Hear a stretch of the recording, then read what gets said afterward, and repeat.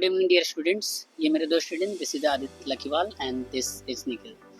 हम लोग की वीडियो में आज मेन मोटिव ये है कि जैसे बहुत सारे बच्चे नीट की तैयारी करते हैं, तो बेसिकली ये दोनों लोग जैसे 12th किया उसके बाद ये लोग का एमबीबीएस में हो गया। तो वो ऐसी कौन कौन सी मिस्टेक्स थी या फिर ऐसी कौन कौन सी स्ट्रेटजी थी जिसके वजह से बच्चे सक्सीड करते हैं, या फिर वो प्रॉब्लम फेस होता, अगर उस प्रॉब्लम को टैकल कर लिया गया तो वो ईजिली बच्चे अचीव कर सकते हैं कोई भी।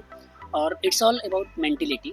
इन सभी चीज़ों को डिस्कस करने के लिए फर्स्ट ऑफ ऑल हम लोग लकीवाल से बात करते हैं कि इन्होंने क्या क्या स्ट्रेटजी अपनाई। Hello future doctors, my self Aditya from RNT medical college Udaipur. तो फर्स्ट ऑफ ऑल मैंने नीट 2025 क्रैक किया है और मैंने 12th के साथ ही हुआ था स्कूल के साथ ही क्रैक करा था मैंने।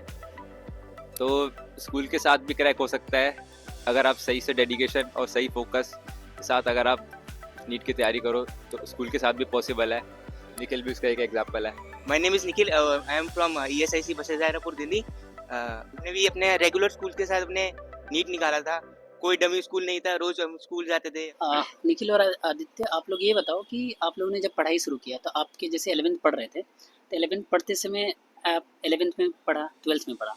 जैसे बहुत सारे बच्चे जो स्पेशली जो इन स्कूल में, चाहे वो रेसिडेंशियल है चाहे नॉन रेसिडेंशियल, दोनों के केस में क्या होता है कि हमारे पास बच्चों को ये लगता है कि हम स्कूल के साथ नीट को क्रैक नहीं कर सकते। इवन पेरेंट्स को भी लगता है कि हम एक साल बच्चे को ड्रॉप कर देंगे। कहाँ तक लगता है कि ये सत्य है? देखो, CBSE बोर्ड्स का और नीट का सिलेबस तो बिल्कुल सेम है। तो अगर आप नीट के लिए पढ़ रहे हो तो बोर्ड्स का खुद ब खुद होता ही रहेगा कवर। जैसे कि लोगों के पास PCB है तो वो physics chemistry biology almost same ही है जो बोर्ड्स का सिलेबस है। खासकर नीट के लिए, जेई के लिए बहुत डिफरेंस आ जाता है कि बोर्ड्स अलग है और जेई का पैटर्न बिल्कुल अलग है, लेकिन नीट का पैटर्न और बोर्ड्स का पैटर्न ऑलमोस्ट सेम ही है। तो क्रैक हो सकता है 12th के साथ भी। हम बोर्ड्स के लिए भी पढ़ सकते हैं और नीट के लिए भी, दोनों में साथ में पढ़ सकते हैं।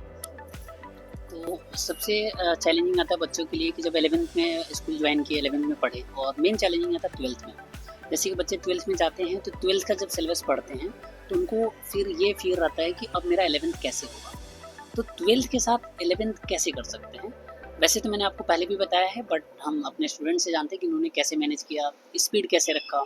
क्योंकि स्पीड इज़ मैंडेटरी। अगर आप स्पीड मैंडेटरी नहीं रहेगा, बहुत ज़्यादा स्लो रहेगा, it's quite problematic in your preparation. तो उसको हम लोग डिस्कस करते हैं कि ये लोग कैसे टैकल किए विद स्कूल।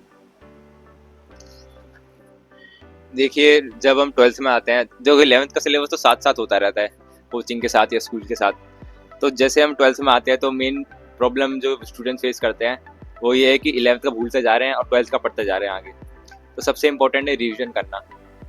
तो जैसे कि हम, ठीक है, हफ्ते में 7 दिन होते हैं तो हम 6 दिन तो 12th का पढ़ ही रहे हैं, रेगुलरली टेस्ट दे रहे हैं। साथ में हमको 11th का रिवाइज करते करते रेगुलर टेस्ट देने चाहिए, जिससे कि हमारे जो कॉन्सेप्ट है वो क्लियर रहे और याद रहे हमको। देखो, मेनली तो पढ़ा होता है, बस टाइम टाइम पे रिवाइज करने की जरूरत है। रिवीजन जल्दी होता रहता है, जितनी बार रिवाइज करोगे, पहला रिवीजन में थोड़ा टाइम लगेगा, दूसरा में उससे कम टाइम, थर्ड रिवीजन में उससे कम टाइम, ऐसे बहुत जल्दी जल्दी रिवीजन होता रहेगा धीरे धीरे करके। जितना ज़्यादा आप रिवीजन की फ्रीक्वेंसी बढ़ाते रहोगे उतना जल्दी जल्दी आपका रिवीजन होता रहेगा। और आखिरी में ऐसा है कि जब नीट से पहले आपको सिर्फ बस पन्ने पलट के जाने हैं। ये है। निखिल, आप? मैंने थोड़ा इससे कुछ अलग किया था क्योंकि मेरे पूरी 11th खराब हो गई थी। पूरे मेरे को 12th में सब कुछ करना था। It's good thing. बहुत सारे बच्चों को यही रहता है कि 12th में आते तो उनको 11th का कुछ नहीं पता रहता है। तो इनसे अलग लर्निंग हमें मिलेगी कि इनका 11th नहीं था, बट 12th में इन्होंने टैकल किया और उसके बाद भी नीट क्रैक किया MBBS से। तो इट्स ए ग्रेट थिंग, हम इनसे जानते हैं। तो जैसे कि मेरी 11th पूरी खराब हो गई थी, जैसे मैं 12th में आया तो मैंने पूरी स्ट्रेटेजी बना ली थी कि मेरे को जल्द से जल्द 12th खत्म करनी है। मैंने रिवीजन छोड़ दी थी 11th की। मैंने कहा वो देखा जाएगा बाद में, पहले 12th का जो सिलेबस अभी चल रहा है, ताकि स्कूल भी तुम्हारे साथ साथ चलता रहे। मैंने जल्द से जल्द 12th खत्म करी थी, फिर दोबारा 11th स्टार्ट करी थी। और जब 11th कर ली थी ना 1-2 महीने में ही, फिर दोबारा 12th की रिवीजन स्टार्ट करी थी और फिर दोबारा 11th करी थी। तो उसके बाद मैंने जो है फुल सिलेबस टेस्ट थे ना, उनसे ना दोनों सिलेबस कवर कर लिए थे, जिससे मेरी दोनों रिवीजन हो गई थी, 11th की 12th की भी। जिससे मेरी स्ट्रेटेजी बनी रहती है, क्योंकि एक बार अलग अलग तुम फोकस करोगे ना कि 12th का पढ़ रहे हो और फिर पीछे का रिवाइज कर रहे हो, तो ये तुम्हारा गड़बड़ी रह जाएगा इधर उधर। वो ये ऐसा इसलिए कर पा रहा था क्योंकि इसने 11th पहले ठीक ठाक पढ़ रखी थी। ऐसी नहीं है कि 11th पूरी बर्बाद नहीं थी, 11th भी अच्छी खासी पढ़ रखी थी, तब जाके इसने आखिरी में ऐसा कुछ किया। तो ये बात है। तो ये मेन होता है कि आपको एक डेडिकेशन, मोटिवेशन और एक सराउंडिंग होना चाहिए। अगर हो सकता है सबके घर का कंडीशन अलग अलग होता है, हो सकता है आपके घर का सराउंडिंग फेवरेबल हो भी सकता, नहीं भी हो सकता। इनकेस अनफेवरेबल है, you can join library. What ever, आप कोई भी कोचिंग ज्वाइन करो, मुझे कोचिंग से कोई दिक्कत नहीं है, आप सेल्फ स्टडी से भी किया जा सकता है। हाँ, वहाँ पे प्रॉब्लम आती है फिजिक्स के साथ। तो आज के ज़माने में सभी को पता है यूट्यूब पे बहुत सारे वीडियोज अवेलेबल है, चाहे फिजिक्स का हो, चाहे बायोलॉजी का हो, चाहे केमिस्ट्री का हो। वट एवर आपको टीचर सूटेबल लगता है, मैं हूँ या जो भी टीचर आपको पसंद आता है, प्राइमरली मैं बायोलॉजी पढ़ाता हूँ, तो आप वहाँ पे उन टीचर से पढ़ सकते हो। मेन फोकस है आपका नीट क्रैक होना। ये प्रॉब्लम नहीं है कि आप किससे पढ़ रहे हो, कहाँ से पढ़ रहे हो। मोटिव है आपका नीट क्रैक होना। आप नीट क्रैक करोगे, आपकी लाइफ सही होगी, आपकी फैमिली की लाइफ सही होगी, ये सारी चीज़ें। एक और बच्चे को सबसे ज़्यादा प्रॉब्लम आता है कि पूरे मतलब सिलेबस पढ़ लिया, उसके बाद बच्चे मॉक देते हैं, तो मॉक में बोलते हैं मेरे मार्क्स नहीं आ रहे। तो ये जो मार्क्स वाला एक टेम्परामेंट बन जाता है बच्चे को, मेरे मार्क्स कम आ रहे हैं तो नहीं होगा, it's a very wrong thing. ये नहीं आना चाहिए और हो सकता है इनके लाइफ में भी आया होगा। तो इनसे मैं पूछता हूँ, अगर क्या फर्स्ट 2-3 मार्क में नंबर कम आ रहे हैं, क्या मन में सवाल आते हैं, क्या लगता है, वो हम जानते हैं। देखिए मेरा भी कुछ ऐसा ही था कि पूरा सिलेबस पूरा करके जब मॉक टेस्ट देने गया, पेपर भी ठीक गया, लेकिन उसके बाद जब रिजल्ट आया तो पता लगा इतनी सिली मिस्टेक्स हो गई, इतने सारे कॉन्सेप्ट भूल गया, किसी में ऑर्डर उल्टा लगा दिया, कुछ भी छोटी छोटी मिस्टेक्स कर दी। तो धीरे धीरे करके ये जो मिस्टेक्स है उनको कम करना है। और मैंने देखा आखिर में जाके मेरी बहुत ही कम मिस्टेक्स, मतलब बहुत ही कम होने लगी धीरे धीरे। पहला दिया तो बहुत सारी मिस्टेक, फिर सेकंड थर्ड, ऐसे करते करते धीरे धीरे मार्क्स बढ़ने लगे। थोड़े कम कम बढ़ेंगे, लेकिन मॉक टेस्ट खूब देने, बिल्कुल भी छोड़ने नहीं है। और ये मत सोचना कि भाई मॉक टेस्ट में कमा रहे तो नीट में कमाएंगे। अच्छा खासा डिफरेंस आ जाता है, मॉक में थोड़े कम आते हैं मार्क्स, नीट में थोड़े से ज़्यादा ही आते हैं। और जैसे मेरे पे टाइम कम था ना, तो मैंने सब कुछ जो फुल सिलेबस टेस्ट के भरोसा भी किया था कि मैं जो है चैप्टर वाइज, जो यूनिट वाइज लेके नहीं गया था कि पूरा मैं शुरुआत से कि अपना फुल सिलेबस के हिसाब से जाऊँ, जिससे मेरे को पता लगे कि फुल सिलेबस टेस्ट में कौन से क्वेश्चन आते हैं। वरना क्योंकि अगर तुम चैप्टर वाइज करोगे ना, तो उसमें फालतू क्वेश्चन भी आएंगे, वो तुम्हें फिर कोई यूज का नहीं है, फिर खराब है। तो मैंने फुल सिलेबस टेस्ट में सारे एक एक करके अपने जो प्रीवियस जो गलतियां हुई है उसकी एक कॉपी बना ली थी, और हर अपने पेपर से पहले पीछे वाले रीड करता था, ताकि मैं वो बिल्कुल गलती ना हो, ताकि वो गलती मेरी कोई फॉर्मूला में हो, कोई रीडिंग मिस्टेक हो, यहाँ पे यस नो लिखा होता है कि क्या बताना है, उसमें दिक्कत हो। तो वो चीज़ देखना बहुत जरूरी है, और याद रखना कि तो क्या किया तुमने पिछली बार, वो मत करना। इट मीन्स कि हमें जो लास्ट का जो मिस्टेक्स है उसको करेक्ट करना है और उसको राइट डाउन करना है। और एक और मेजर प्रॉब्लम होता है, जैसे बच्चे what ever XYZ coaching join करते हैं, उसके बाद उनका जो पेस होता है, सम टाइम किसी कोचिंग का ज़्यादा होता है, किसी कोचिंग का कम होता है। तो एक चीज़ नोट लगाना है कि आपका स्पीड अगर बहुत ज़्यादा स्लो होगा, तो एट लास्ट में आपको रिवीजन करने का मौका नहीं मिलेगा, मॉक करने का मौका नहीं मिलता है। तो वो एक आपका पूरा साल अच्छा है, लेकिन वो बच्चे भी डिस्क्वालीफाई हो जाते हैं जस्ट बिकॉज ऑफ उन्होंने पेस अपना स्लो कर दिया है। नीट एक ऐसा एग्जाम है जहाँ पे पेस के साथ एक्यूरेसी चाहिए, और उस केस में आप पढ़ते समय भी एक पेस के साथ पढ़ना है, बहुत ही धीरे नहीं पढ़ना है। अगर आप धीरे पढ़ोगे तो दिस इज प्रॉब्लमेटिक। और एक और चीज़ कि स्ट्रिक्ट टू द सिलेबस, हमें बहुत ज़्यादा दूर की चीज़ें नहीं पढ़ना है, चाहे बायोलॉजी हो, चाहे केमिस्ट्री हो, चाहे फिजिक्स हो। फिजिक्स में थोड़ा सा डेप्थ में जाना पड़ता है समझाने के लिए, लेकिन वो नोट्स में लिखना नहीं है। क्लास अटेंड करना जरूरी है, वट एवर आप कौन सा क्लास ज्वाइन की हो, लेकिन उसमें क्या है कि फिजिक्स को समझना जरूरी है, how question are asked. Same goes on the biology. Biology को बच्चों समझ से रटना है, जबकि रटना ऐसा नहीं होता है, हमें पॉइंट टू पॉइंट चीज़ों को समझना है। जरूरी नहीं है कि एनसीईआरटी का एक एक लाइन रटो। मैं इस पे भी पूछते हैं कि क्या आप लोग एनसीईआरटी का एक एक लाइन रटे थे? देखो एनसीईआरटी के साइड में ना तो बड़े बड़े कॉलम होते हैं, छोटी बहुत सारी स्पेस होती है। एनसीईआरटी बीच में तो कंटेंट लिखा है, साइड में कॉलम होते हैं। तो मेन चीज़ तो है हाईलाइट कर लो। देखो पढ़ने तो सिर्फ एनसीईआरटी है, तो तुमको भी पता ही हुआ, लेकिन मेन चीज़ है हाईलाइट, और उसके साइड साइड में जो कॉलम है ना उसके अंदर लिख लो, क्योंकि अगर बीच का पेज पढ़ने का टाइम है भी नहीं तो अब सिर्फ साइड साइड की चीज़ें पढ़ के चले जाओ। ये है एनसीईआरटी पढ़ने का मतलब, अगर बायोलॉजी में करनी है तो। जो मैंने अपनी एनसीईआरटी की तरफ से करी थी, जैसे कि तुम पहली बार रीड कर रहे हो कोई चैप्टर, तो उसमें तुम एक ना अलग तरह का हाईलाइटर ले सकते हो कि तुमने उस वक्त तुम्हें क्या इंपॉर्टेंट लगा, और उसके बाद तुम अगर कोई क्वेश्चन पेपर सॉल्व कर रहे हो तो उसमें जो चीजें निकल के आती है, कोई लाइन जो बिल्कुल इंपॉर्टेंट नहीं है लेकिन उससे क्वेश्चन आया, उसको तुम अंडरलाइन कर सकते हो किसी अलग हाईलाइटर से, जो तुम्हें ना पॉइंट्स वाइज बाद में अगर तुम्हें रिवाइज करना होगा तो वो पॉइंट्स बन जाएंगे, तो उससे बहुत ईजी रहेगा। और लास्ट में ऐसा आएगा कि एक चैप्टर को रिवाइज करने में मुश्किल से आपको 5 to 7 मिनट लगेगा।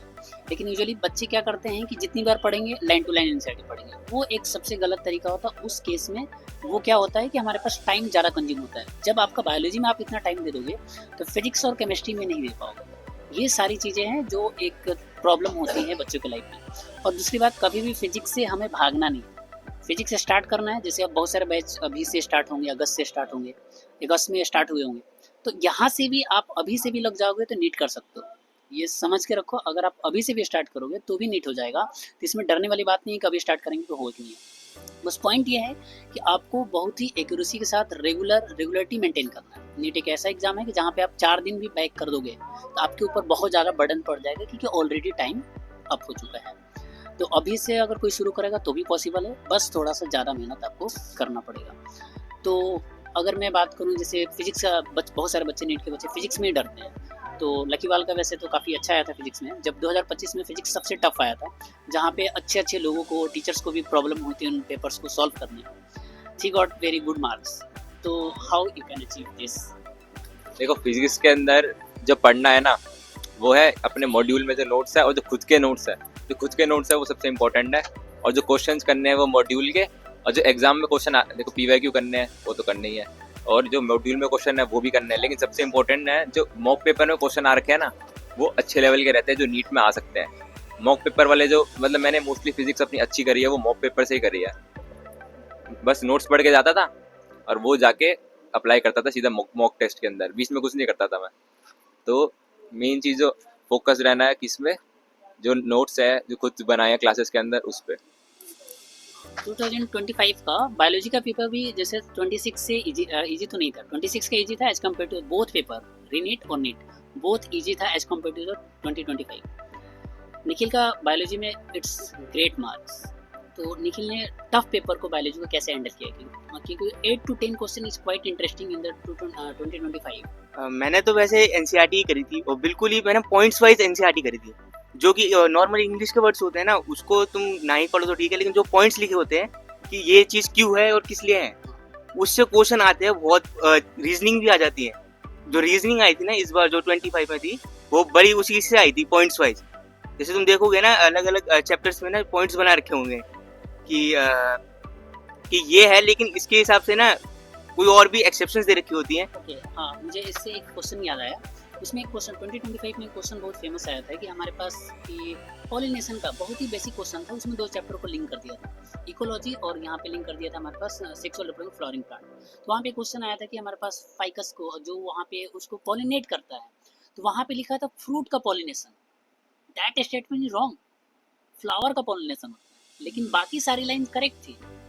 तो this type of gimmick done by the examiner, almost सारी लाइन सही थी, उस पर किसी का ध्यान नहीं जा रहा था। इवन उस पर अलग अलग कॉन्ट्राडिक्टरी भी हुआ था अलग अलग यूट्यूब्स पे। कोई उसका आंसर बी बता रहा है, कोई बता रहा सी, जबकि वो स्टेटमेंट, दोनों स्टेटमेंट गलत थे। जस्ट बिकॉज ऑफ, क्योंकि वो पूछा था कि जो फाइकस होता है, फिग होता है, फिग हमारे पास क्या होता है, वो लिखा था वेजिटेरियन फ्रूट और नॉन वेजिटेरियन। ध्यान रखने वाली बात, तो वेजिटेरियन होता है, नॉन वेजिटेरियन नहीं होता। Just because of animal pollinate कर रहा है, इसका मतलब ये नहीं हुआ कि वो नॉन वेजिटेरियन।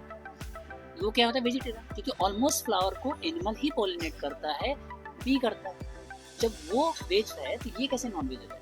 ये स्टेटमेंट गलत था। और वहाँ पे क्या लिखा था, सब कुछ सही लिखा था, सिर्फ उसने फ्लावर की जगह फ्रूट लिख दिया था, लेकिन किसी का ध्यान नहीं जा रहा था। तो this type of tricky question 3 to 4 question पूछा था आपको कहाँ पे 2025 में, जबकि और एग्जाम में जनरली नीट में ऐसे क्वेश्चन नहीं आते। We never know. पर एक और चीज़ आप सभी को ध्यान से समझना है कि हम लोग कभी भी पेपर को प्री डिसाइड होकर नहीं जाना है कि पेपर टफ आएगा ईजी आएगा। आप एग्जाम में बैठोगे, पेपर देखोगे, आपको खुद समझ में आ जाएगा टफ है, ईजी है, मीडियम है। और ये तीनों चीज़ सबके लिए होता है, सारे स्टूडेंट के लिए होगा। टफ आएगा तो सबके लिए आएगा, अगर टफ आएगा तो ऑब्वियसली कट ऑफ लो जाएगा। तो उससे आपको डीमोटिवेट नहीं होना है। इस चीज़ को बहुत ही ज़रूरी है नीट के प्रिपरेशन में। बाकी लकीवाल कुछ बताएगा। और एक लास्ट पॉइंट मैं जो ऐड करूँगा वो है कि अपना फ्रेंड सर्कल बहुत ही अच्छा रखो, जो कि एक हेल्दी कंपटीशन बना के रखें। ऐसे नहीं है कि मतलब फ्रेंड्स है वो पढ़ नहीं रहे बिल्कुल, उनको भी मोटिवेट करो कि वो भी पढ़े, और एक हेल्दी कंपटीशन बना के रखो कि हाँ आज मेरे ज़्यादा आए हैं, तेरे ज़्यादा आए हैं, तेरे तूने का मिस्टेक करी, उसकी मिस्टेक से भी खुद को सीखना है। और साथ में जो पेपर सॉल्व कर रहे हो साथ में करो, पढ़ो भी साथ में, आपस में डिस्कस करो कि तूने आज ये पढ़ा, मैंने आज ये पढ़ा। तो इससे पता लगता है आसपास की क्या है कि क्या नहीं, मतलब लोग कितना पढ़ रहे हैं ये भी पता होना चाहिए। और हाँ, फ्रेंड सर्कल बहुत इंपॉर्टेंट है। जैसे कि लकीवाल मेरे साथ था, अपन पूरी रात में उठ रहते थे तो पता करते थे कि किन्ने क्या पढ़ रहा है, कौन क्या पढ़ रहा है अभी, और जब पता करते थे कौन कितने घंटे पढ़ रहा है। ये तो पहले सो जाता था, मैं लेट सोता था, अपना टाइम शेड्यूल अलग था। तो तुम्हें पता होना चाहिए कि आगे वाला क्या पढ़ रहा है, कि ताकि तुम्हें पता हो कि तुम्हारा कंपटीशन किसके साथ है। वो बहुत जरूरी है, वरना तुम अपने बहुत ज़्यादा कॉन्फिडेंस में हो जाओगे कि तुम्हारे मार्क्स इतने आ रहे हैं, लेकिन तुम्हें रैंक नहीं पता तुम्हारी ऑल इंडिया रैंक कितनी है, कितने बच्चे तुमसे आगे। तो उस चीज़ का ध्यान रखना तुम्हारे कि तुम अभी कहाँ पे स्टैंड करते हो, तुम्हें और कितनी मेहनत करनी है। हाँ, एक बहुत इंपॉर्टेंट क्वेश्चन कि ठीक है इनका एमबीबीएस हो गया, लेकिन बच्चों को मन में लगता है कि एमबीबीएस करने के बाद क्या? क्या आप लोगों को ऐसा लगता है कि एमबीबीएस कॉलेज में जाने के लाइफ मतलब हमारा लाइफ सिक्योर है? ये क्वेश्चन थोड़ा सा कॉन्ट्रडिक्टरी है, लेकिन हाँ ऐसा लगता है कि हाँ थोड़ा सा लाइफ सिक्योर तो है, लेकिन कहीं ना कहीं इनसिक्योर मतलब है, इनसिक्योरिटी भी है। लेकिन हाँ एमबीबीएस लाइफ जैसी दिखाते हैं ग्लोरीफाई, वैसी लाइफ भी नहीं है, लेकिन हाँ यहाँ पे सुकून तो है। मतलब ऐसा तो नहीं लगता है कि मैंने इतना मेहनत किया वो बेकार हो गया? नहीं नहीं, ऐसा तो बिल्कुल नहीं है। इट्स हाँ, इसमें वैसे अपन के पास एक वो रास्ता तो मिल गया है अपन को, लेकिन अभी अपन पता नहीं है कि आगे क्या है। क्योंकि अगर तुम्हें जरूरी नहीं है कि तुम यहाँ पे डॉक्टर ही बनो, आगे तुम्हारे पास और भी है। एमबीबीएस के बाद तुम टीचर बन सकते हो, या तो तुम गवर्नमेंट जो है नौकरियां उसमें लग सकते हो, यूपीएससी वगैरह करके। हाँ, तो बहुत सारे हैं। तुम्हें वैसे कोई अभी कोई वो नहीं है फिक्स कि तुम डॉक्टर ही बन रहे हो, वो तुम्हें बस डिग्री जो है वो फिक्स हो गई। यू हैव मास्टर हाँ। डिग्री और आप वहाँ पे एज ए टीचर रोल में जा सकते हो, एमबीबीएस करके एमडी कर सकते हो, व्हाटएवर। बट प्रॉब्लम है कि पहले एमबीबीएस तो करो। बच्चे पहले ही सोचते हैं कि वहाँ पे क्या होगा, वो नहीं सोचना है। आप कॉलेज में जाओगे वो हो जाएगा। जैसे ये भी एमबीबीएस सेकंड ईयर, ये भी सेकंड ईयर में चलेगा ऑलमोस्ट। तो चीज़ें हो जाती हैं, हमें बहुत ज़्यादा फ्यूचर का नहीं सोचना होता, हमें प्रेजेंट को ध्यान में रखते हुए स्टडी करना होता है। और एक और आपको क्या लगता है, क्या वहाँ पे मतलब ऐसा तो नहीं बहुत ज़्यादा स्ट्रिक्ट रहता है या फिर कोई लाइफ एंजॉय नहीं कर पाता है, ऐसा कुछ एंजॉय कर पाते हैं? ऐसा तो नहीं है कि बिल्कुल स्ट्रिक्ट रहे, लेकिन हाँ थोड़ा बहुत स्ट्रिक्ट है। एग्जाम्स में तो पढ़ना ही पड़ता है, मतलब ऐसे नहीं है कि पूरे साल तुमको पढ़ना है अच्छे से, पूरे साल मेहनत करनी है, नहीं। पूरे साल थोड़ा थोड़ा पढ़ना है, जो कि जितना आदमी पढ़ सकता है, क्योंकि नीट भी क्रैक करके आया है, तो पूरे साल थोड़ा थोड़ा पढ़ना है, और लास्ट के एग्जाम्स में तो पढ़ना ही है। बाकी मौज मस्ती तो चलती रहती है, वो दिक्कत वो होना भी चाहिए, क्योंकि अगर आपको ट्रैक करना है, मेंटली स्टेबल रहना, तो in that scenario you have to learn कि हमें अपने आप को मेंटल स्टेबिलिटी भी होना जरूरी है, तभी आप चीज़ों को अच्छे से कर पाओगे, अदरवाइज नहीं कर पाओगे। जो मेडिकल कॉलेज है वो तो नॉर्मल कॉलेज से अलग ही होता है, उसमें डिसिप्लिन में तुम्हें रहना ही पड़ता है। उसके रूल्स रेगुलेशन बिल्कुल कॉलेजों से अलग ही होते हैं, लेकिन वहाँ पे मौज मस्ती होती है, सब होता है। कल्चरल फेस्ट वगैरह होते हैं, स्पोर्ट्स वगैरह सब कुछ होता है। वहाँ पे पढ़ाई भी होती है, लेकिन तुम्हारे और भी चीज़ों पे ध्यान पूरा रहता है। बेसिकली तुम्हें पढ़ाई वैसे ये नहीं है कि तुम्हें जैसे तुमने नीट में पढ़ा है 14-14 घंटे रोज, वैसे तो तुम्हें नहीं पढ़ना है। वही तुम्हें दिन के 2-3 घंटे पढ़ना है, बाकी तुम्हारा हो जाए बढ़िया मौज रहेगी। ठीक है, तो लास्ट में क्या बोल सकते हो, नेक्स्ट जो भी आप अप्लाई कर रहे हैं juniors, all the best for NEET 2027। All the best from my side also. आओ कॉलेज में आओ, स्वागत रहेगा। हाँ, मेहनत करो और आप सक्सीड करोगे, बस कंटिन्यूटी के साथ करते रहो।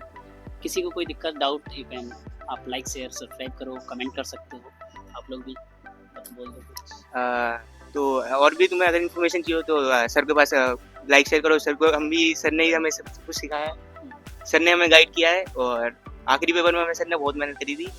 बहुत सारे बच्चों को सर ने निकाला है, फॉलो करो। कोई भी डाउट हो तो कमेंट करो और सब्सक्राइब करो, और कोई भी डाउट हो तो कमेंट करो, उसका रिप्लाई हम करेंगे। चलिए, वे दोनों ज्वाइन रहेंगे, जब भी इनको मौका मिलेगा they will reply, even I also. अगर आपको किसी भी तरह का कोई डाउट होगा तो ये हम आपके लिए हैं। सब लोग अच्छे से पढ़ें जैसा आपको पता है, और कभी भी गवर्नमेंट टर्म्स को बहुत ज़्यादा एग्जेजरेट नहीं कर सकते हम लोग, क्योंकि वो हमारे हाथ में नहीं है। हम अपोज कर सकते हैं but never go beyond that. ये भी ध्यान में रखना है कि हमें पढ़ाई भी करना है, गलत को अपोज करना फाइन है, हम उससे लड़ना भी ज़रूरी है। अगर एंटी गलती कर रहा तो हम बोल सकते हैं, वी ऑलवेज देयर, बट उसके साथ पढ़ाई करना ज़रूरी है। ठीक है, thank you everyone, keep watching, all the best. Crack NEET with us. Subscribe for more biology insights.